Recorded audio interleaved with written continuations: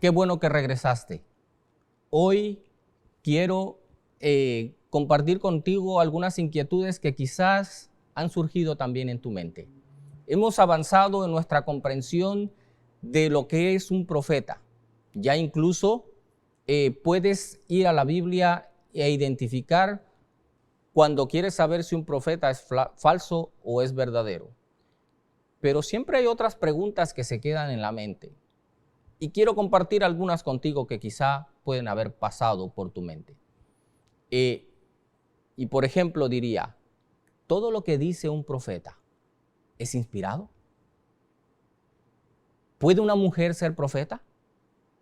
¿Solo los profetas que forman parte de la Biblia son inspirados? ¿O al revés, hay profetas que escribieron y sus escritos no están en la Biblia?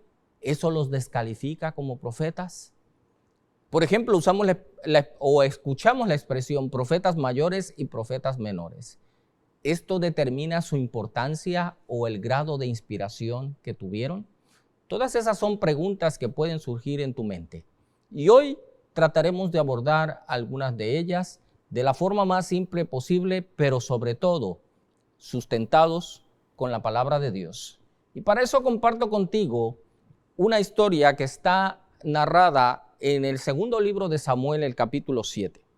Dice que sucedió que cuando ya el rey habitaba en su casa, después de que Jehová le había dado paz con todos sus enemigos de alrededor, dijo el rey al profeta Natán, está hablando del rey David, mira, ahora yo habito en una casa de cedro, mientras que el arca de Dios está entre cortinas.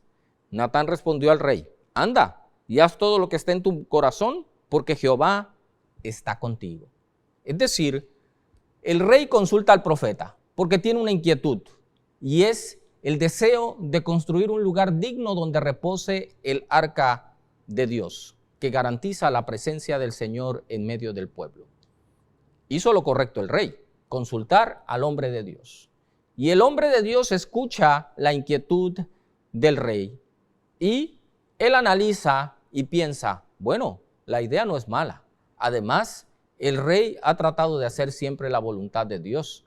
Ha trabajado arduamente para establecer un reino sólido para Israel. Y ahora desea hacer algo en honor de Dios. Así que automáticamente el profeta llega a la conclusión de que no es mala idea y de que debe ejecutar lo que tiene en mente. Pero el versículo siguiente nos dice algo interesante. Aconteció aquella noche que vino palabra de Jehová a Natán diciendo, ve y di a mi siervo David, así ha dicho Jehová, ¿tú me has de edificar una casa en la que yo more? Ciertamente no he habitado en casas desde el día en que saqué a los hijos de Israel de Egipto hasta hoy, sino que he peregrinado en una tienda que me servía de santuario. Y le dice además, cuando tus días se hayan cumplido y duermas con tus padres, yo levantaré después de ti a uno de tu linaje, el cual saldrá de tus entrañas y afirmaré su reino. Él edificará una casa para mí. Y yo afirmaré para siempre el trono de su reino. Yo seré padre para él y él será hijo para mí. Si hace mal, yo lo castigaré. Así, conforme a todas estas palabras y conforme a toda esta visión, habló Natán a David. Es interesante que Dios inmediatamente interviene con el profeta y le dice, ¿en qué momento yo te di instrucciones para que afirmaras la inquietud de David? ¿En qué momento te llegó a ti sueño, visión, o yo te hablé a ti para autorizarte a que le dijeras a David en mi nombre? Porque David está consultando al profeta. Por lo tanto, si está consultando al profeta, está buscando la palabra de Dios. Y el profeta no tomó cuidado de consultar con Dios, porque el profeta al final del día es un ser humano, como dice el libro, la carta del apóstol Santiago, que aún el profeta Elías era un hombre sujeto a debilidades como lo somos nosotros. Así que Dios le dice al profeta, anda, ve y dile a David que él no edificará casa para mí, pero que he escuchado su petición y por amor a él, su hijo edificará casa para mí. De esta manera nos damos cuenta que aunque siempre el mensaje de Dios va a venir a través de un profeta y ese mensaje que da el profeta es palabra de Dios, no debemos confundir eso con que todo lo que dice un profeta en cualquier momento, lugar o circunstancia lleva el sello de aprobación divino. Por eso es que cuando tú analizas los libros proféticos te vas a dar cuenta de algo que parece como una fórmula, pero es la certificación de que el mensaje viene de Dios y viene y dice algo como lo siguiente: vino palabra de Jehová a fulano de tal, y habló Jehová a fulano de tal, y apareció Jehová en sueños a fulano.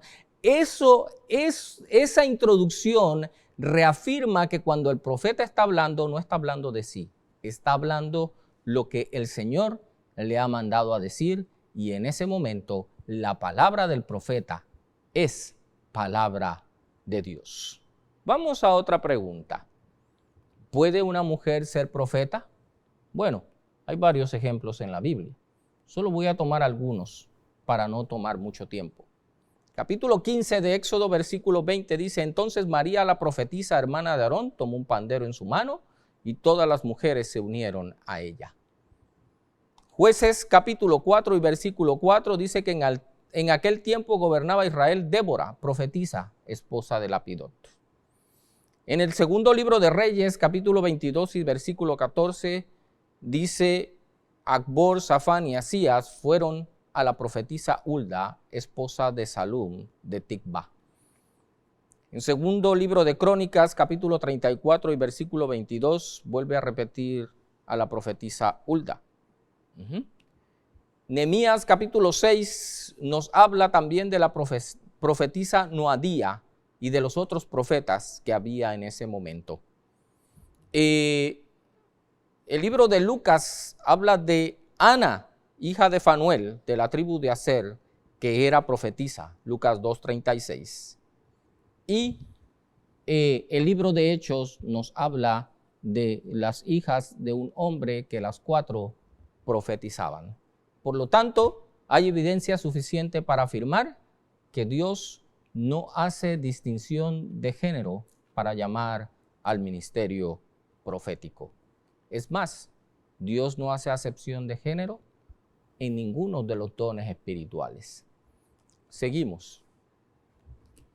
Otra pregunta que puede surgir en la mente de las personas: ¿solo los profetas que forman parte de la Biblia son inspirados? Es decir, Isaías escribió un libro, está el libro de Isaías, está el libro de Jeremías, está el libro de Habacuc, el de Jonás, etcétera, etcétera. ¿Solamente esos profetas que escribieron algo son inspirados? No. Dos de los más grandes profetas del Antiguo Testamento no escribieron nada, o por lo menos no está registrado. Uno de ellos es Elías, ese hombre que se atrevió a desafiar al rey y a decirle que él era el causante del mal del pueblo, y se atrevió a profetizar que por 3 años y medio no caería una gota de lluvia hasta que él volviera a hablar. Conocemos la experiencia del Monte Carmelo y muchas otras cosas que sucedieron en la experiencia de Elías. Su sucesor, Eliseo. No hay hombre al que se le atribuyan más actos sobrenaturales que a Eliseo, que aún en el momento de en su sepultura, dice que llegaron y echaron a otro cadáver encima de los restos de Eliseo, y ese hombre volvió a la vida. No voy a entrar en los detalles de cómo sucedió esto, porque el tema no son las acciones sobrenaturales de Eliseo, pero sin duda toda la experiencia de Eliseo está plagada de momentos en donde se evidencia que es un hombre de Dios, que es un hombre que habla en nombre de Dios y no escribió ningún libro. Y por último, hay profetas que escribieron y sus escritos no están en la Biblia. Es decir, hay otros libros que fueron inspirados, al igual que Isaías, al igual que Deuteronomio, al igual que los Salmos, al igual que los Proverbios. pero que no se encuentran en el canon bíblico? Bueno, en el libro segundo de Crónicas, el capítulo 9 y el versículo 29, encontramos una declaración muy interesante y que pocas veces se resalta, o por lo menos no se escucha muy a menudo.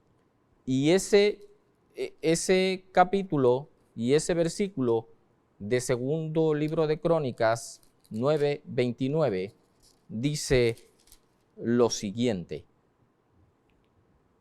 los demás hechos de Salomón, los primeros y los últimos, ¿no están todos escritos en los libros del profeta Natán, en la profecía de Ahías el silonita y en la profecía del vidente Ido acerca de Jeroboam, hijo de Nabat?